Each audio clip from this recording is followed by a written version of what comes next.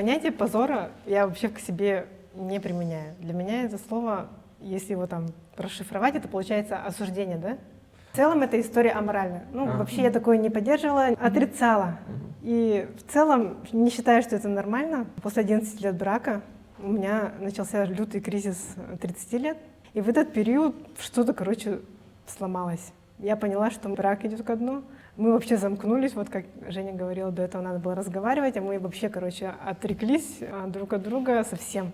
Я постоянно ходила, винила себя, думала, почему вот другим девушкам дарят цветы, подарки там. Я думала, что во мне что-то не так. Я, некрасивая, я неухоженная, вот им все дается, потому что они классные жены.